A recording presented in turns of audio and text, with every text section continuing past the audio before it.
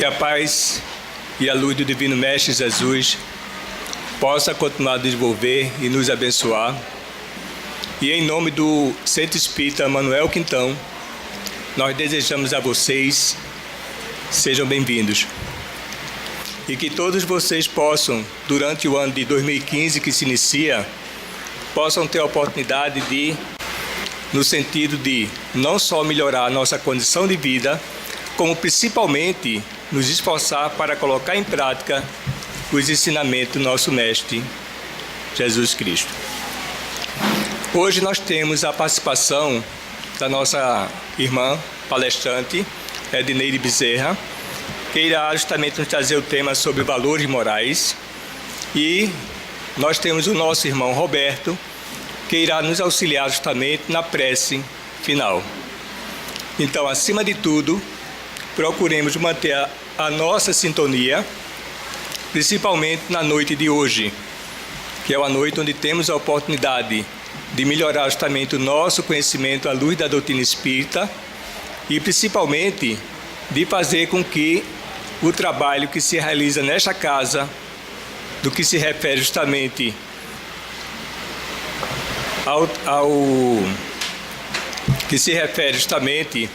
ao tratamento, para que nós possamos justamente colaborar com a espiritualidade que aqui já se faz presente. Então vamos elevar o nosso pensamento a Deus e vamos orar.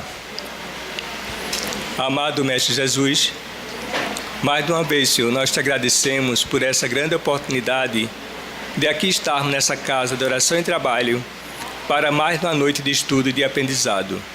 Que Tu possas, Senhor, de acordo com o nosso merecimento e a Tua vontade, fazer com que cada um de nós possa, ao sair daqui, estar bem melhor do que quando aqui chegamos. Sabemos, Senhor, da Tua misericórdia em nossas vidas e por isso é que nós Te pedimos e rogamos misericórdia. E sendo assim, diante desta rogativa, é que pedimos permissão para dar por iniciado mais esta reunião pública doutrinária nesta noite. Que Deus nos ampare, nos abençoe e nos ilumine. Antes de passar a palavra à nossa irmã Edneide, nós vamos fazer justamente um exórdio que nós encontramos justamente no livro dos Espíritos, a pergunta 154 a 162, e o tema é a separação da alma e do corpo. Nós sabemos que ainda existe uma dificuldade muito grande de nós assimilarmos justamente essa condição da morte. Graças a Deus que a doutrina espírita, essa doutrina reveladora, ela vem nos mostrar com muita propriedade que o falecimento, na verdade, é do corpo. Mas o espírito, ele continua atuante, buscando sempre, através das oportunidades, crescer cada vez mais. Mas eu acho que faz parte da nossa curiosidade. E o que acontece na hora da morte? O espírito sofre, o corpo sofre. Então a doutrina espírita, por ser uma doutrina reveladora, ela vem nos trazer parâmetros que foram passados justamente pelos espíritos responsáveis pela codificação, e por isso aqui é sempre importante nós priorizarmos, acima de tudo, o estudo, porque no momento que nós estudamos, no momento que nós nos esclarecemos, com certeza, o grande véu da ignorância que ainda nos cobre, ele tende a se dissipar. Também não vai ser de uma hora para outra que nós iremos perder os nossos medos. Na verdade, de uma hora para outra nós não iremos perder. Mas no momento que a gente começa a entender e a compreender o que acontece, né? Qual a sensação e qual justamente a condição do espírito, então ele já pode nos trazer parâmetros, porque todos nós, independente da nossa condição, nós iremos passar por esse momento de transição. Então nada mais justo que nós procuremos valorizar cada vez mais a vida, mas principalmente sabendo da nossa grande responsabilidade nesse processo de transição. A pergunta 154 do Livro dos Espíritos, ele fala o seguinte: o corpo ou a alma sente alguma dor no momento da morte? E os espíritos responderam: não. O corpo sofre muitas vezes mais durante a vida do que no momento da morte. A alma não toma nenhuma parte nisso. Os sofrimentos que às vezes ocorrem no momento da morte são uma alegria para o espírito que vê chegar o fim do seu exílio. O fim do seu exílio. E por que isso, essa informação, ela é tão importante? Porque nós sabemos que no momento que Deus permite que nós tenhamos uma reencarnação, é para que nós possamos dar continuidade ao nosso processo de crescimento espiritual. Sabemos que através dos tempos, nem sempre nós agimos com discernimento, nós agimos com equilíbrio. Então tudo está de acordo com o nosso merecimento e a nossa necessidade. Então, da mesma forma que a gente vai descobrindo que a nossa responsabilidade ainda é muito grande por conta dos desmandos do passado, isso nos leva justamente a refletir, leva a uma tomada de posição para que nós possamos, acima de tudo, melhorar a nossa condição. Mas, Roberto, mas aí o que é que tem a ver uma coisa com a outra? Porque essa melhora, ela vai nos ajudar muito no momento que chegar aquele momento do desligamento. Aquelas criaturas que vivem uma condição sensual, muito materialista, sofrerão muito mais do que aquelas que já procuram valorizar justamente as coisas do espírito. Então, por isso é que se faz necessário nós tenhamos somente esse conhecimento, porque esse momento que nós estamos passando aqui é um momento temporário. Por isso que fala justamente do exílio, que é justamente essa obrigatoriedade que o espírito tem de aproveitar o momento para poder justamente se superar. Então, vejam como a nossa responsabilidade ela é muito grande nesse sentido.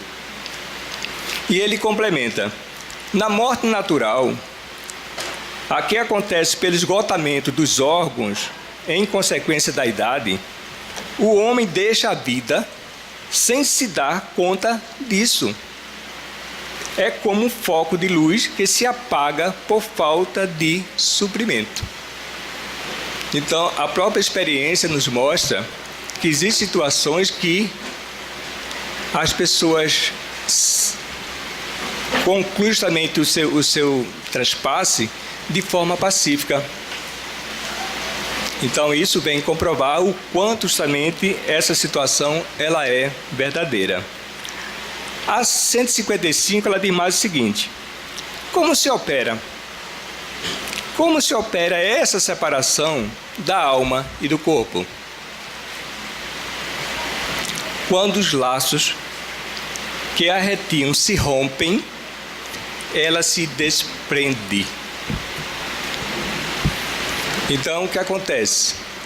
No momento que os fluidos vitais eles vão justamente perdendo a sua tonicidade, isso contribui justamente para que o processo se formalize de forma natural. A separação se opera instantaneamente e por uma transição brusca, ou há uma linha de demarcação nitidamente traçada entre a vida e a morte? E a resposta é a seguinte: não. A alma se desprende gradualmente e não escapa como um pássaro cativo subitamente libertado. Ou seja, até neste momento existe todo um planejamento, existe todo um processo que, inclusive, nós vamos ter a oportunidade de mais adiante, talvez se não nesse estudo, mas mais adiante, de ver que as equipes espirituais colaboram para que esse momento seja realizado. Esses dois estados se tocam e se confundem de maneira que o espírito se desprende pouco a pouco dos laços que o retinham no corpo. Eles se desatam, não se quebram. Porque enquanto nós estamos no corpo de carne, nós estamos vinculados ao corpo, o espírito está vinculado através do perispírito. Então, mesmo que chegue o momento desse desenlace, mas ele não se processa justamente de forma abrupta, né? Ele segue, como nós já falamos, justamente uma programação. E complementam mais o seguinte: durante a vida, o espírito se encontra preso ao corpo por seu envoltório sem material, né, que nós falamos, ou perispírito.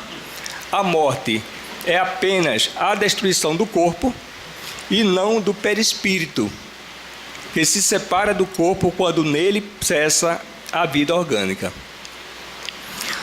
A observação demonstra que no instante da morte, o desprendimento do perispírito não se completa subitamente. Opera-se gradualmente e com uma lentidão muito variável. Vai variar de indivíduo para indivíduo, conforme os indivíduos. Para uns, é bastante rápido. E posso dizer que o momento da morte é o mesmo instante o da libertação. Mas para outros, aqueles cuja vida foi extremamente material e sensual, o desprendimento é mais demorado e dura algumas vezes dias, pode ser também semanas e até mesmo meses. Isso sem que haja no corpo a menor vitalidade, nem a possibilidade de um retorno à vida.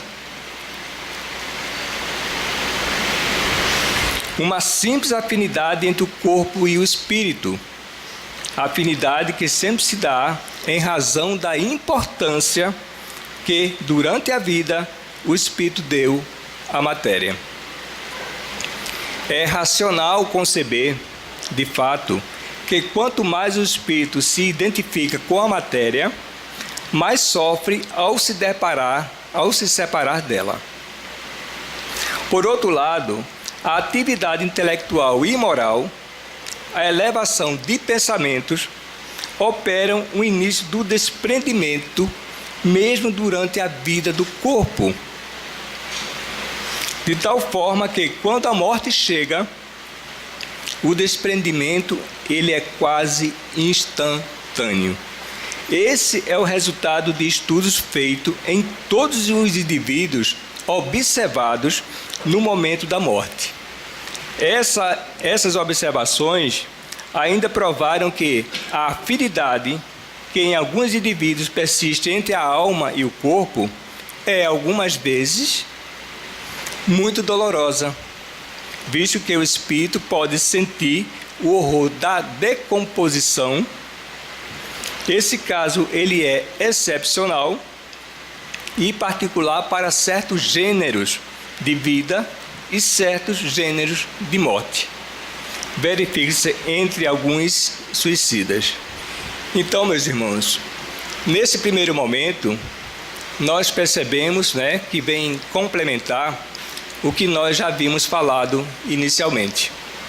Na verdade, não é para nós termos medo da morte. Na verdade, não é para nós termos medo de vivermos a vida. Mas tudo que nós tivermos à nossa disposição ele tem que ser usado com muito discernimento e muita moderação. Para isso é que nós temos também os ensinamentos do nosso Mestre Jesus, que ele nos traz um roteiro, para que nós possamos, acima de tudo, bem nos conduzir na nossa vida presente.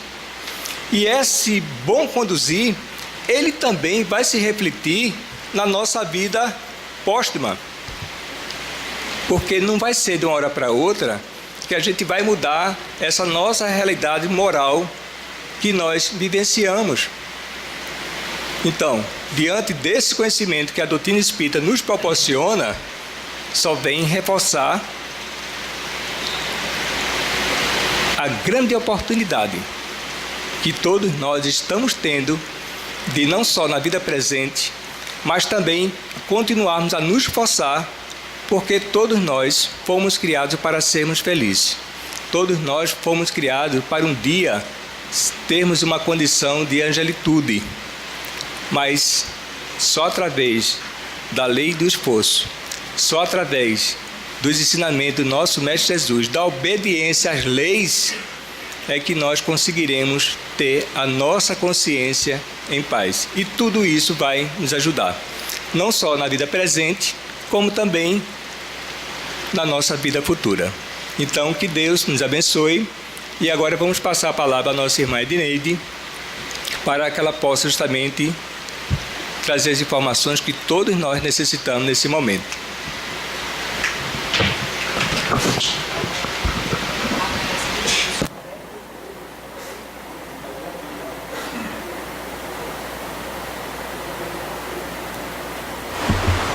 Está tão alto. Alto não.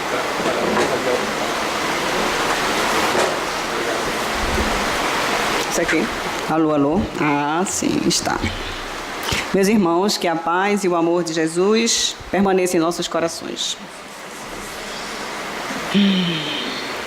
Estava tão bom a exórdio, eu estava gostando tanto, Roberto. Estava estudando, analisando e refletindo, né, sobre a morte. Mas a morte não existe, a gente tem medo, né? Mas ela não existe. Então a gente continua vivo, é a grande certeza, né? Jesus trouxe esse ensinamento também para a gente, que após o decesso do seu corpo, quando ele libertou-se daquele corpo, ele foi visto em diversos locais, em diversos momentos, em diversas situações. Foram buscar ele no túmulo, e no túmulo não encontraram. E ele reaparece, ele ressurge, trazendo para a gente essa mensagem de vida, a chamada vida eterna. Ou seja, a vida é eterna para o espírito. A vida, ela aqui na Terra, ela tem ciclos, né? A gente está vivendo uma experiência terrena, né? A gente não está vivendo a vida, a gente está vivendo a experiência terrena, porque a vida ela não se acaba. O que se acaba é essa experiência aqui. Ele falando, e a lição de hoje, os comentários da noite de hoje, é sobre os valores morais. Os valores morais interferem muito na nossa forma de desencarne, na forma como a gente vai se encontrar do outro lado da vida. Humberto de Campos, que esteve aqui entre nós, um escritor, e quando ele passa para o plano espiritual, quando ele se refaz, né? Ele começa a escrever e a trazer relatos através de Chico Xavier, como um verdadeiro jornalista no plano espiritual, trazendo essas lições para a gente. E entre as lições que ele trouxe uma experiência dele próprio, no sentido de que, um certo dia, ele foi visitar os seus restos mortais, o seu túmulo. Ele foi no cemitério. Veja só, o espírito poderia não se interessar mais por isso, mas ele foi, porque ele não acompanhou o velório dele. E quando ele se aproxima lá no cemitério, né, procurou, encontrou lá, né, o jazigo com o nome e tudinho, e ao lado do jazigo tinha um espírito acocorado. Feito o pessoal do interior que senta sobre as pernas, fica acocorado. Ali, no tempão, acocorado. E olhou aquele ali, achou interessante. O que é que aquele homem, aquele espírito estava fazendo ali, do lado do seu jazigo. E o homem disse assim: quem é você? Você está tão interessado aqui? Você é o dono daqui desse jazigo? Ou seja, seu corpo foi enterrado aqui? Ele disse sim. Ele disse: eu estava aqui esperando, porque um dia eu sabia que eu ia te conhecer. Por quê? Só podia ser uma pessoa muito importante, porque foi um enterro, foi um sepultamento com tantas glórias. Olha, foram tantas flores, foram tantas homenagens, tinha tanta gente aqui. E eu fiquei curioso e fiquei aqui esperando para um dia. Eu sabia que um dia, eu tinha esperança de que um dia você ia retornar aqui e eu ia conhecer você. Olha, gente, tem gente curiosa para tudo. Do jeito que tem aqui, vocês já foram na emergência desses hospitais públicos? Tem gente que se passa a ficar ali para ver os casos que chegam da polícia, dos assassinatos, dos crimes, das coisas, e fica ali. Quando chega um caso, corre todo mundo para cima. Não são jornalistas não, gente, são gente curiosas. Então aí ele ficou sabendo como tinha sido o seu enterro, o seu velório. Assim, ele tomou conhecimento através desse espírito curioso. Curioso, que relatou para ele em detalhes coisas que ele gostaria de saber. E ele repassa isso para a gente como essa experiência. E tem gente que diz assim: poxa, passear num cemitério, né? Passear.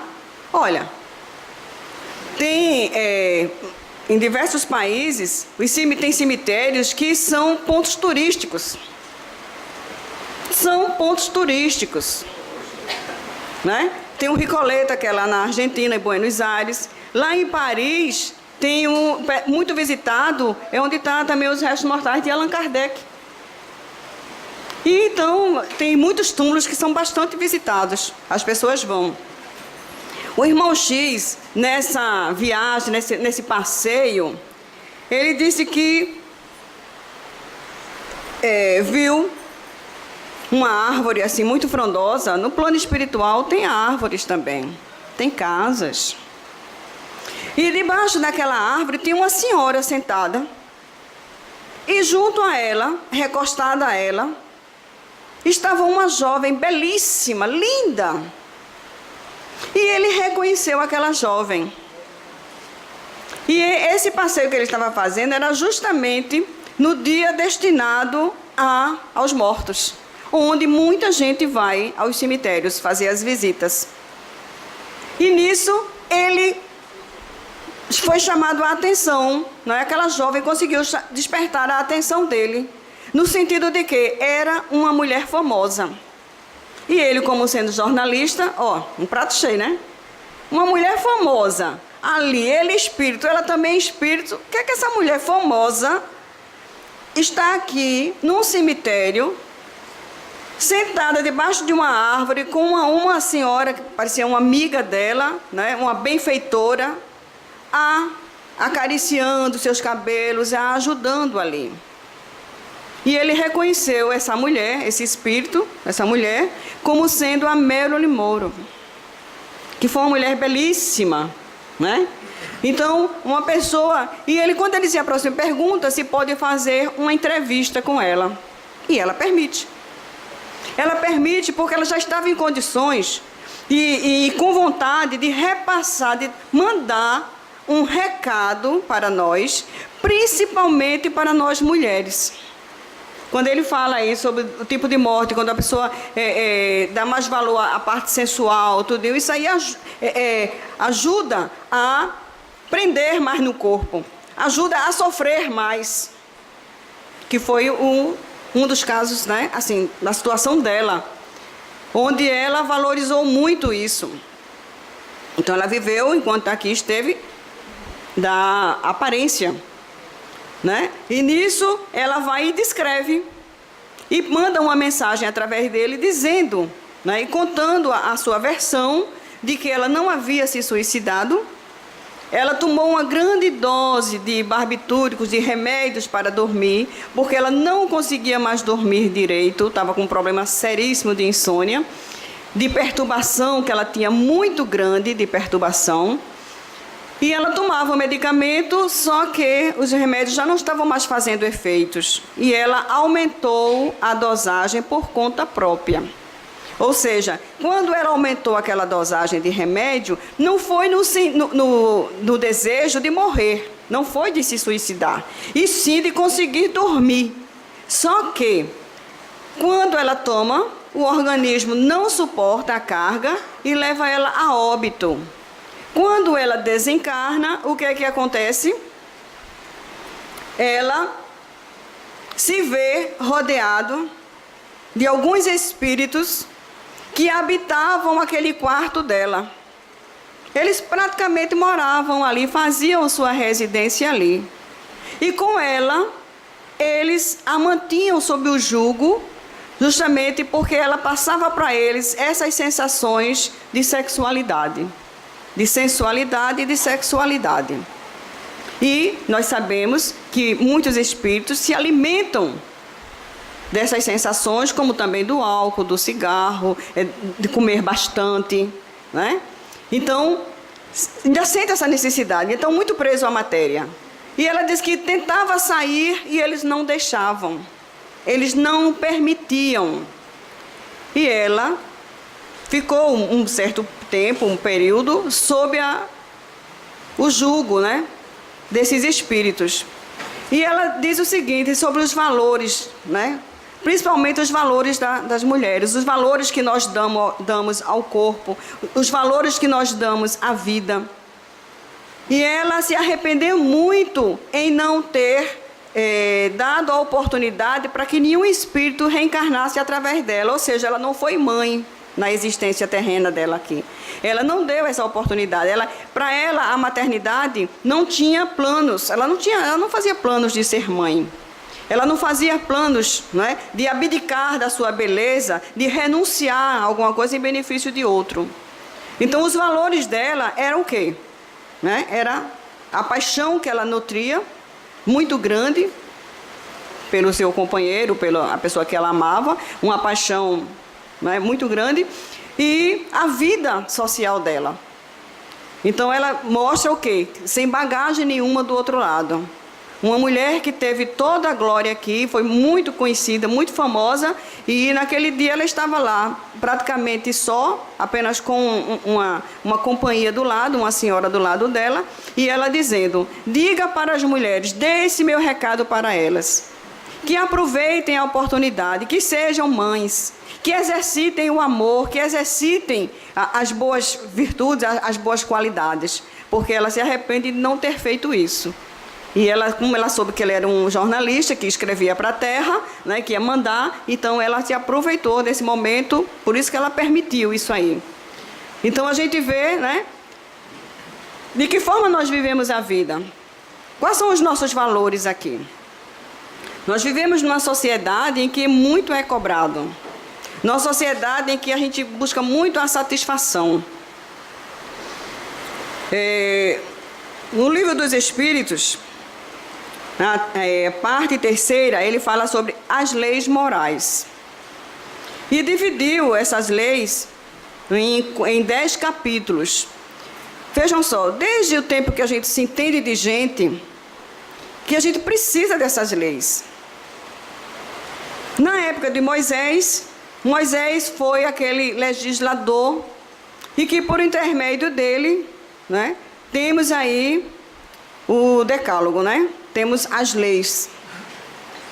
E que essas leis estão aqui desmembradas, trazidas na visão com Jesus,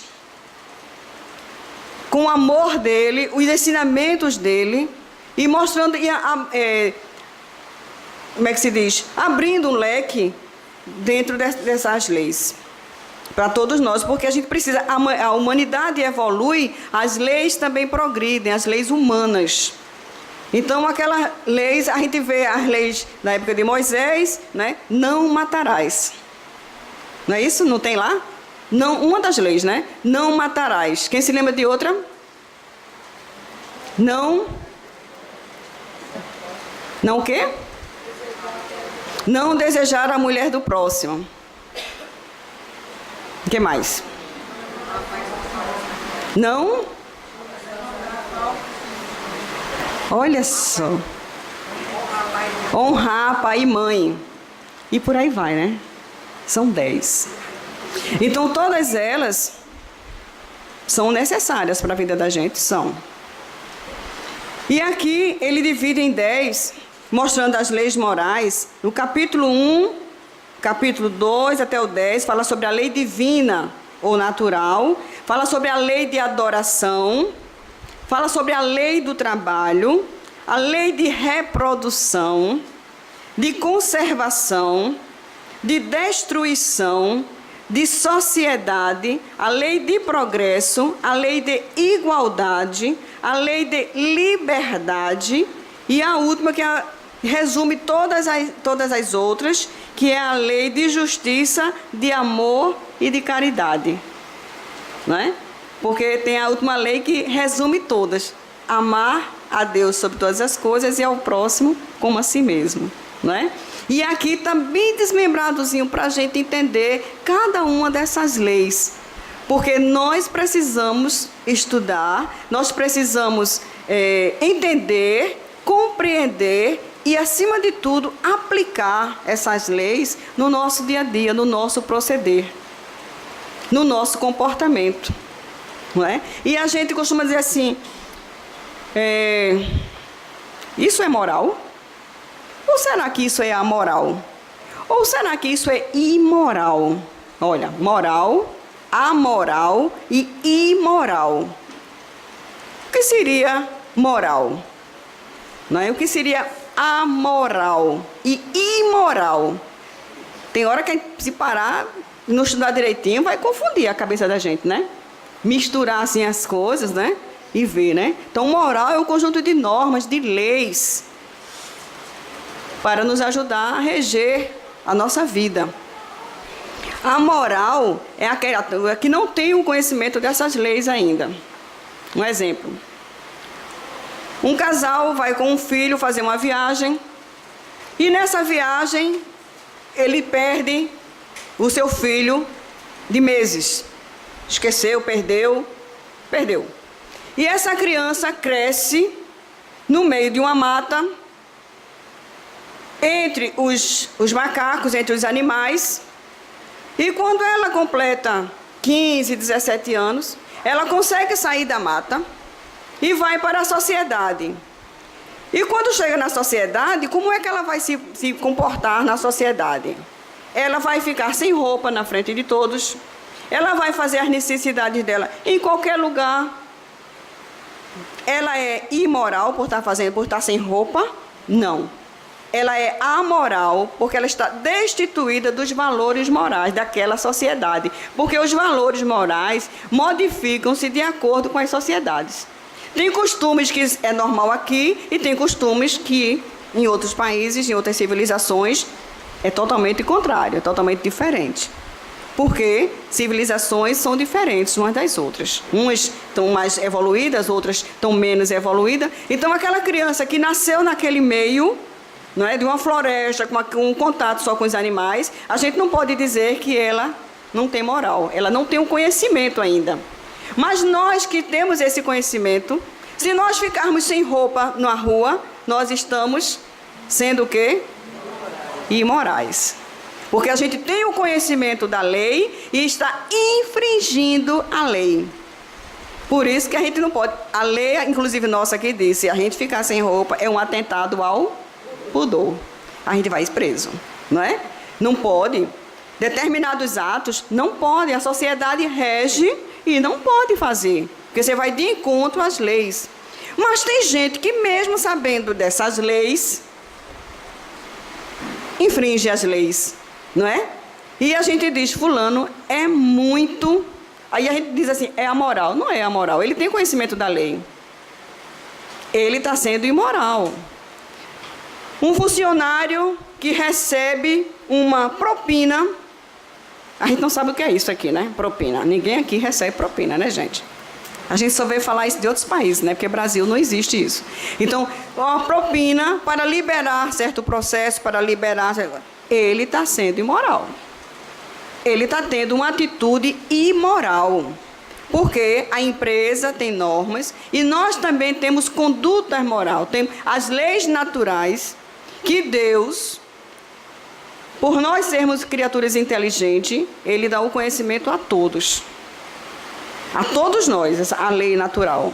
Porque ela emana de quem? Ela vem de quem? Ela vem de Deus. Então é uma lei natural. Então todos nós temos o conhecimento dessas leis, né? Aqui, no livro dos Espíritos, falando sobre a lei divina ou lei natural, ele pergunta aqui assim, sobre o bem e o mal, né? Aí ele diz, que definição se pode dar da moral? Aí ele diz, a moral é a regra de bem proceder, isto é, de distinguir o bem do mal. Funda-se na observância da lei de Deus. O homem procede bem quando tudo faz pelo bem de todos, porque então cumpre a lei de Deus. Está vendo só?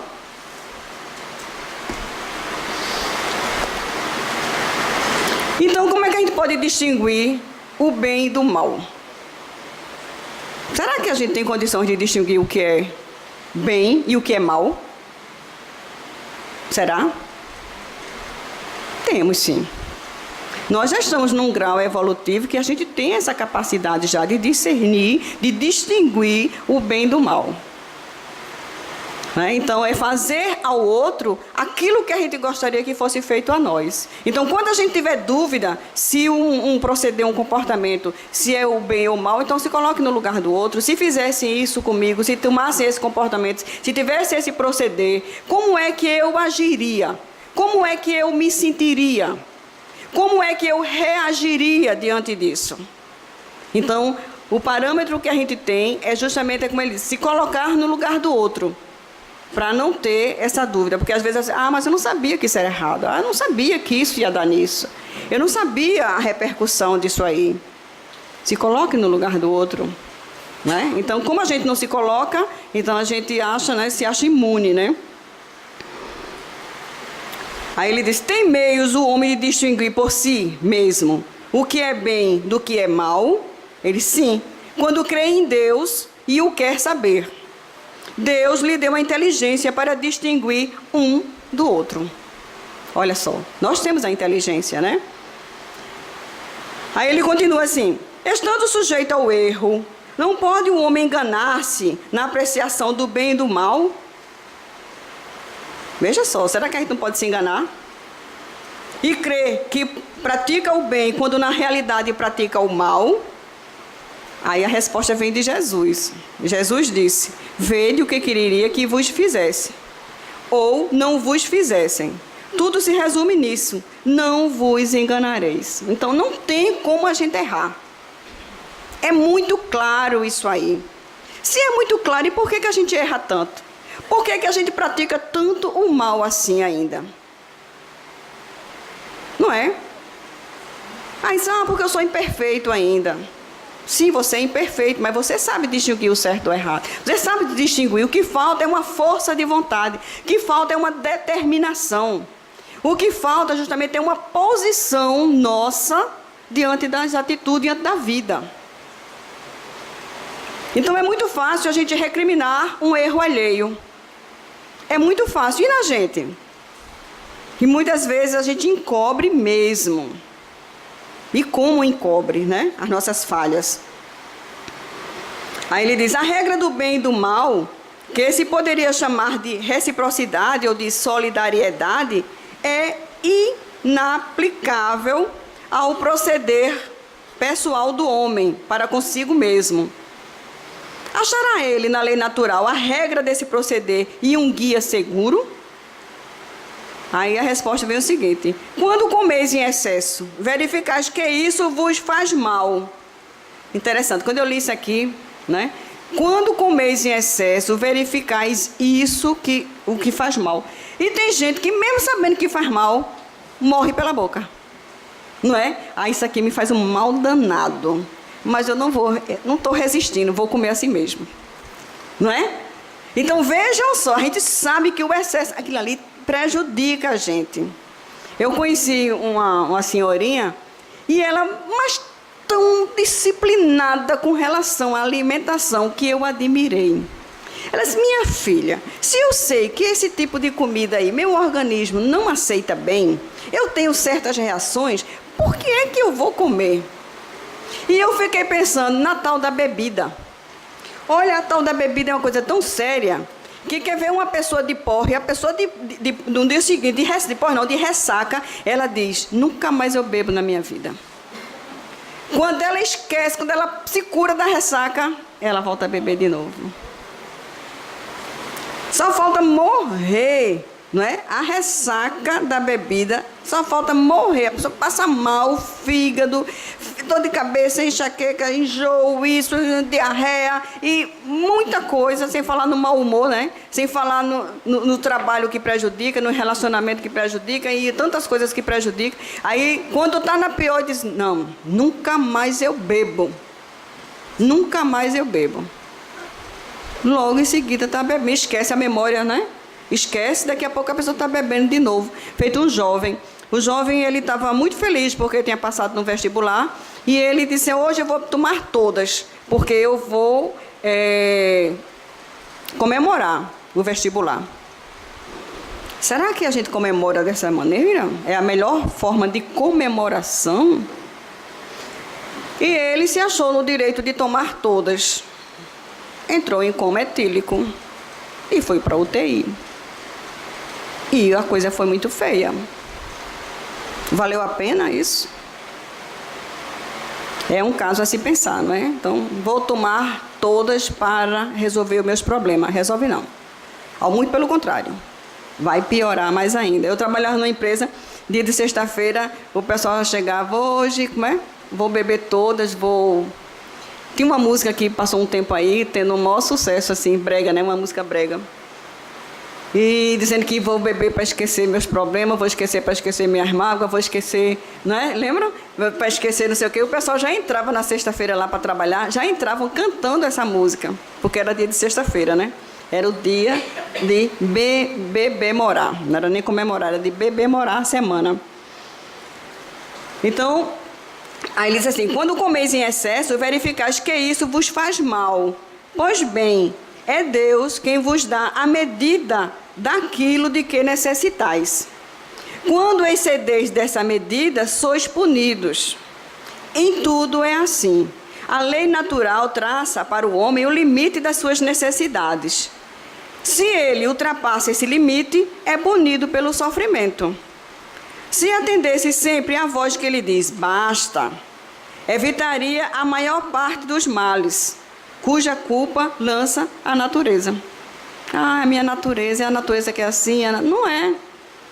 É você, é eu, é nós, que temos que ser mais fortes, mais determinados, mais conscientes, né? Mais desejosos de ter uma vida melhor, né? Uma qualidade de vida realmente, né? Por que está o mal na natureza das coisas? Falo do mal moral. Não podia Deus ter criado a humanidade em condições melhores?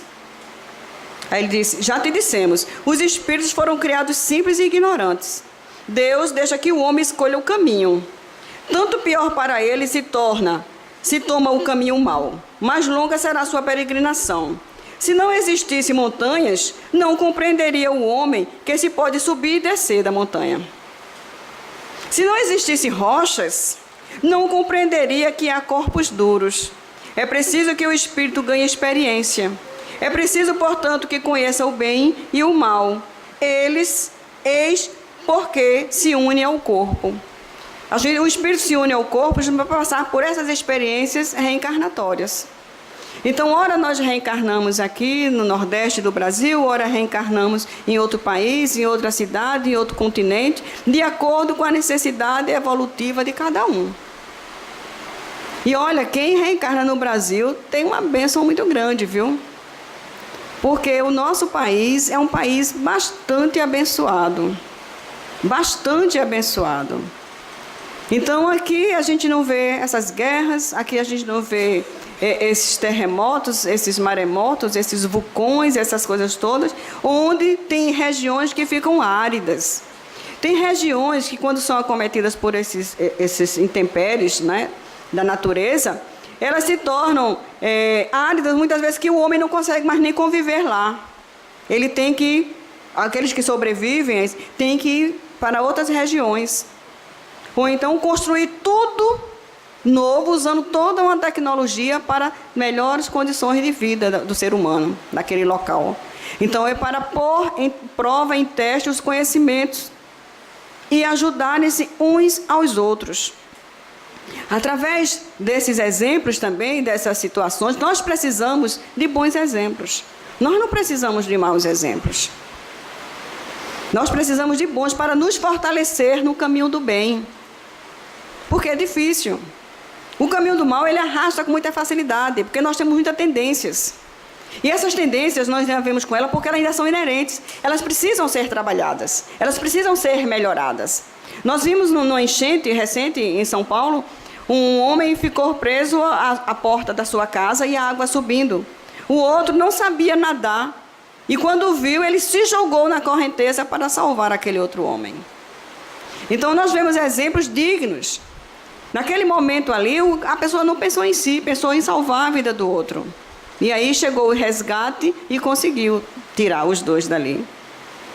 Então, são desses exemplos e outros mais que a gente vê que também nesses momentos, onde a gente é treinado a solidariedade. Houve uma época atrás, houve um terremoto, né, no Japão, e foi um prédio todo para o chão. E ficaram diversos corpos soterrados, né? Muitos sem vida e alguns corpos ainda com vida. E toda a equipe lá, sondando, botaram os cães, farejadores, tudo, para descobrir aonde tinha vida ainda, para tentar tirar a pessoa dali de dentro, né, debaixo daqueles escombros. E a gente sabe que, né, às vezes passa até uma semana, passa um prazo assim, a gente pensa que não tem mais vida, quando vem encontra alguém ainda lá, né, que conseguiu sobreviver. E nisso, né, nesse resgate dessas pessoas, eles estavam dando preferência a quem era da nacionalidade. Quando alguém dizia lá, estou vivo aqui, quem é? Eles, não, mas não é do nosso país, não é. Então, não existe isso. Nós somos filhos de Deus. Nós somos irmãos. Todos nós estamos aqui para sermos felizes. Nós temos que ser solidários uns para com os outros. Essa coisa da gente ser barrista, essa coisa da gente hostilizar os baianos, hostilizar quem é do sul, o sul hostilizar o nordeste, isso é falta de amor no coração. Como também em outros países, hostilizar as pessoas que vêm de fora. Está certo que tem que ter normas e leis, não é? Para que haja uma disciplina, para que haja saúde também, condições de vida ali. Mas existe muita discriminação. E a discriminação é justamente você se sentir melhor do que o outro. Você se sente em condição superior e acha que o outro não tem direito, o outro não merece, o outro não precisa daquilo ali. E você vai e corta ou tenta cortar a oportunidade do outro. Então, esses valores nossos, a gente precisa trabalhar isso e melhorar. Não é? A partir do momento em que nós somos irmãos, filhos do mesmo Pai, independente da nossa condição aqui material, independente de onde nós, da nossa nacionalidade, independente da nossa cor. O meu marido é negro e já sofremos, já vimos problemas por conta do preconceito racial. Já presenciamos isso. Entramos numa grande loja aqui, e nos afastamos um pouco, ele precisava ver alguma coisa, estava com pouco tempo, ele foi para um lado, eu fui para o outro, e ele viu que estavam seguindo ele, estavam observando os passos dele. Quando ele veio para junto de mim, que me deu os braços, eu estava com meus cabelos maiores, galega, olha, loura, né? Os caras saíram de junto, porque viram que ele estava acompanhado. E ele disse, Neide, eu estava sendo acompanhada, e os caras de segurança estavam aqui. Por quê? Negro. E outras vezes mais. E outras vezes mais. Deixamos de ser convidados para 2 eventos porque ele era negro. Isso aqui. A gente diz, mas isso é inadmissível, sabemos disso. Fomos para uma festa onde não tinha um negro, ele era o único negro, num clube de elite aqui da cidade. É impressionante isso, as pessoas se acharem melhor porque tem uma pele branca, uma pele clara.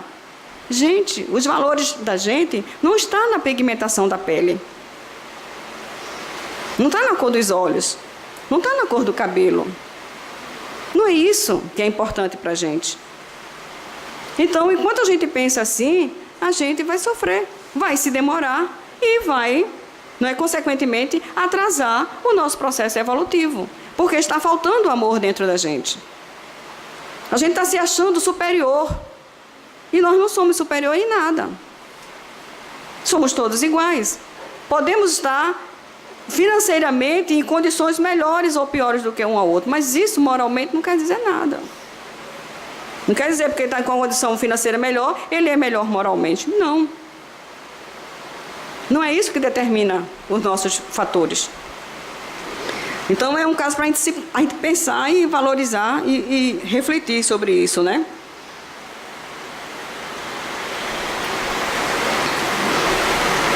Das diferentes posições sociais nascem necessidades que não são idênticas para todos os homens.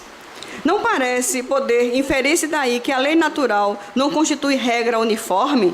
Ele diz, essas diferentes posições são da natureza das coisas e conformes à lei do progresso. Isso não infirma a unicidade da lei natural, que se aplica a tudo. Aí ele continua aqui dizendo assim, as condições de existência do homem mudam de acordo com os tempos e os lugares, do que lhe resultam necessidades diferentes e posições sociais apropriadas a essas necessidades, pois que está na ordem das coisas. Tal diversidade é conforme a lei de Deus, lei que não deixa de ser una quanto ao seu princípio.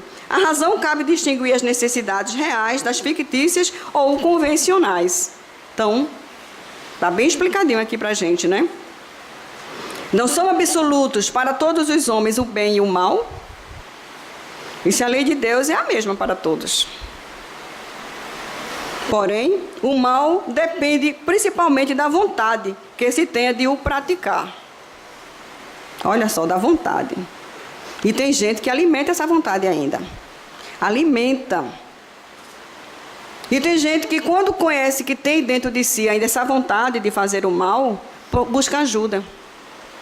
Busca ajuda espiritual, busca ajuda terapêutica. Nós conhecemos um pai de família que ele buscou ajuda no centro espírita e ele na conversação conosco, ele disse, olha, eu estou sofrendo uma situação bastante difícil, muito complicada. Eu sou casado, tenho 2 filhos, uma filhinha, e toda vez que eu estou na cozinha, que essa menina chega junto de mim, eu sinto uma aversão tão grande por ela. Olha, até a voz dela me incomoda. Eu tenho um ódio pela minha filha. E esse ódio está me incomodando, isso está começando a doer dentro de mim. Ela não tem culpa, e eu não sei por que eu sinto isso. E eu estou com medo desse sentimento, porque muitas vezes eu estou com a faca na mão e eu tenho vontade até de matá-la. Veja só o instinto. Eu conheço outra criança que chegou e disse para a avó, vovó, eu tenho tanto ódio de você, que se eu pudesse eu matava você e tirava seu sangue todinho. Uma criança dizer uma coisa dessa, aí diz assim, poxa, mas é uma criança, mas é um espírito ali, que está apenas na fase infantil, que já está mostrando as suas tendências, que precisa de muito amor, precisa de muito acompanhamento, que precisa de todo como é que se diz? Apoio da família, para não se tornar um assassino cruel, um assassino frio. E Deus permite que certos espíritos reencarnem dentro daquele mesmo lar, para que, com a presença dos bons, ele se contamine com o bem. Veja só, ele seja tocado. A importância do amor. O amor é capaz de transformar o ser. Não é hostilizando a pessoa. E esse pai foi trabalhado, foi ajudado, foi feito o tratamento, fomos fazer evangelho na casa dele e tudo. Hoje ele é um grande trabalhador da casa espírita. A filha hoje já está uma moça, vai se casar agora, no dia 27 de janeiro, mandaram um convite para mim, estão morando no Rio de Janeiro. Então, passou, superou. Nós sabemos também que os laços afetivos, a reencarnação, pode também trazer inimigos do passado para dentro do mesmo lar, para que dessa maneira, através dos laços consanguíneos, a gente consiga respeitar, pelo menos se suportar, se tolerar, e não tirar a vida um do outro. Então, é através, vem como filho, vem como mãe, vem como pai, vem como... para se trabalhar esses sentimentos nobres que nós precisamos. Então Deus permite, mas meus filhos, eu tratei eles, cuidei, criei, tudo do mesmo jeito. Por que que um fez isso? Por que que um cuidou desse caminho? Porque era um espírito mais rebelde. Era um espírito que precisava de muito mais atenção, de muito mais amor, de muito mais carinho. Mas o que é que a gente faz? A gente simplesmente se afasta, porque é difícil. Vai nos dar trabalho, e a gente não quer ter trabalho. A gente simplesmente acha mais fácil abrir as portas de casa e dizer, vá para a rua. Dentro de casa você não fica mais, porque você não obedece, você não faz isso, você não faz aquilo outro, você falta com respeito, e bota na rua. E na rua ele vai ser o quê? Imagine, se dentro de casa ele está assim, na rua ele vai encontrar o quê? Então nós estamos falindo dentro da nossa própria casa. Então amar dá trabalho. Se melhorar, dá trabalho. Então, não é fácil não, a gente tem que pedir ajuda, não é? Para conseguir bons êxitos no nossa empreitada diária.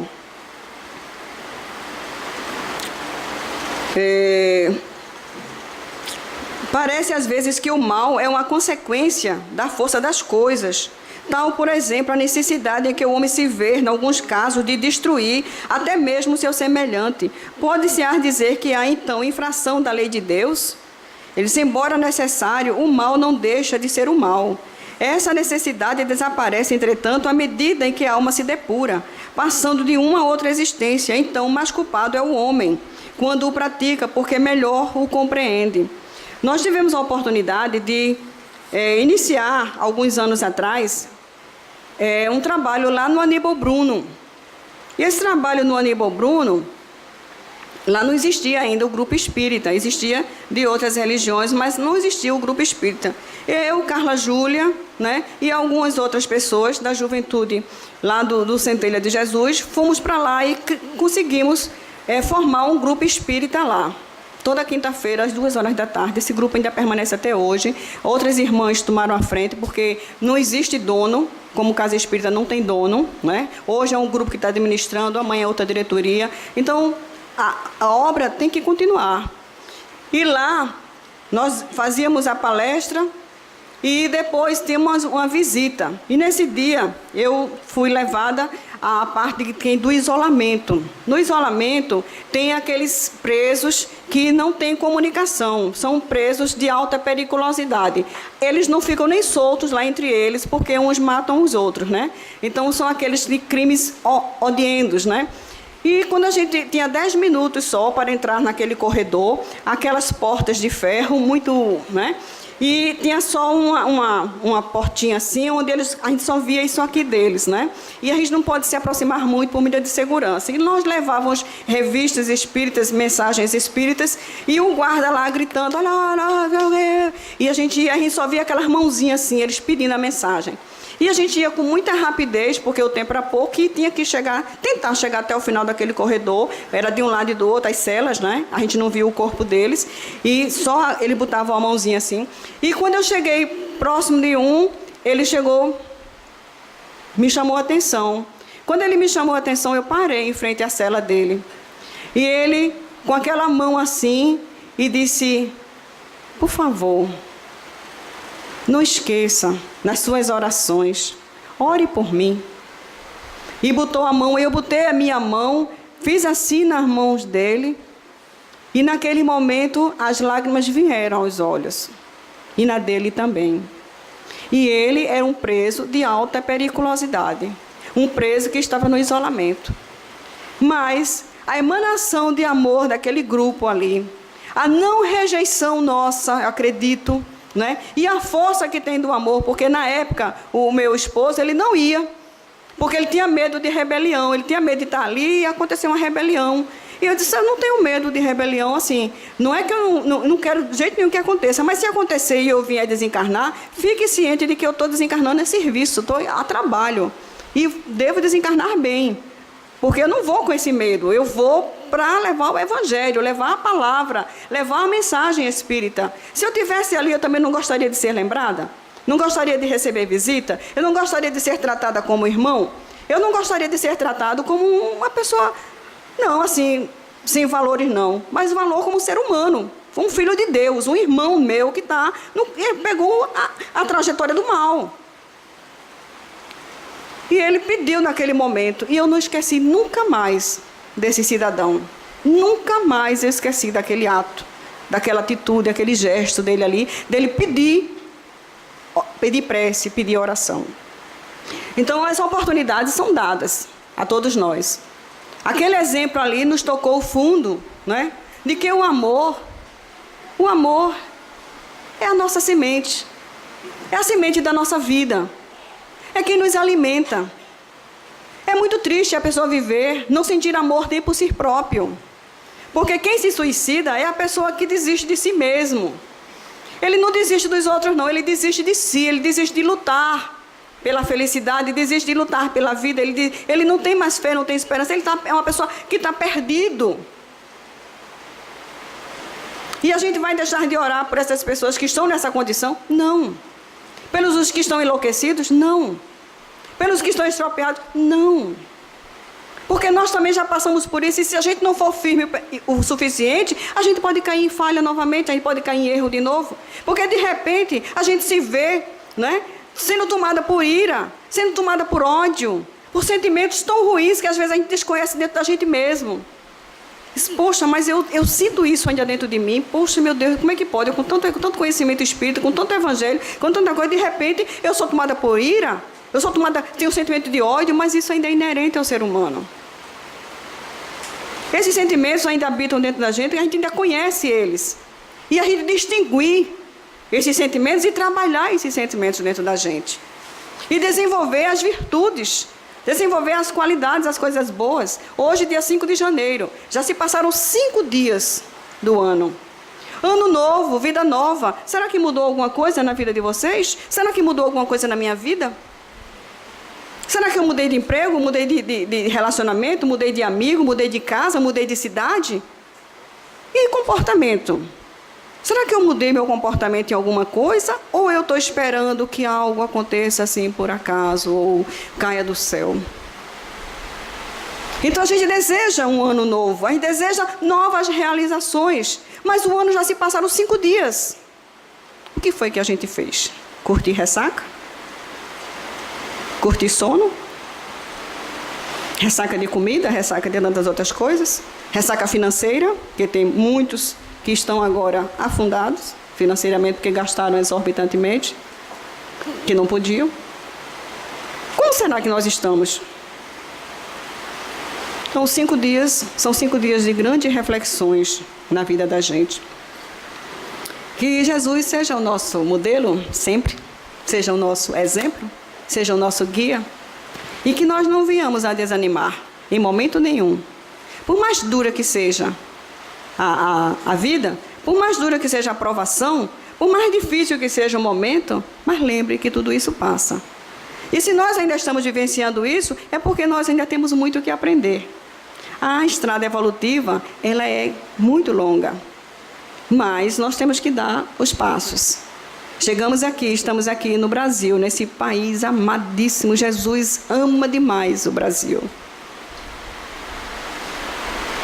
Mas nós temos que fazer por onde? Para não sermos exilados daqui desse planeta. Muita paz, muita saúde e muito progresso para todos nós. Que assim seja.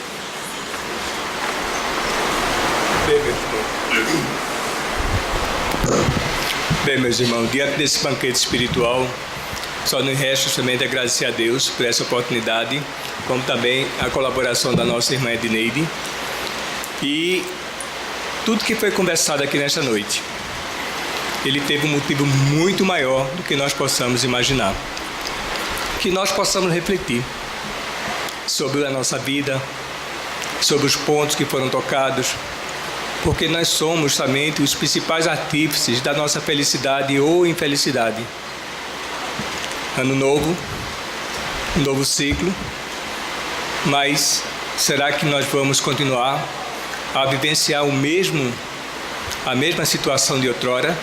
Porque tudo se renova, né? A todo momento nós estamos tendo oportunidades belíssimas.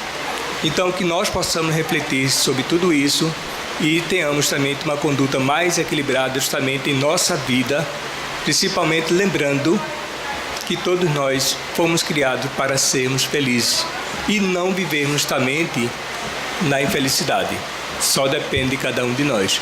E agora vamos passar a palavra ao nosso irmão Roberto para que faça a prece de encerramento dessa primeira etapa.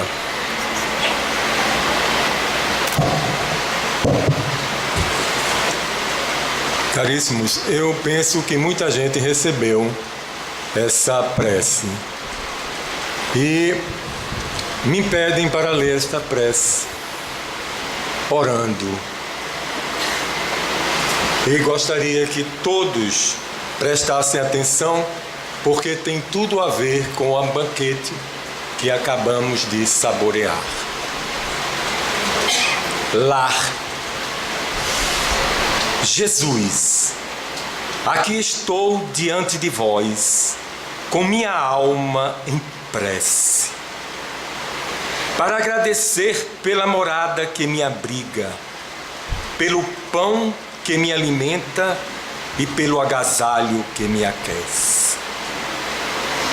Por vosso amor, Senhor, que esta morada esteja sempre aberta a todos que possam precisar do calor de uma amizade sincera para seus espíritos e de alimento para suas matérias.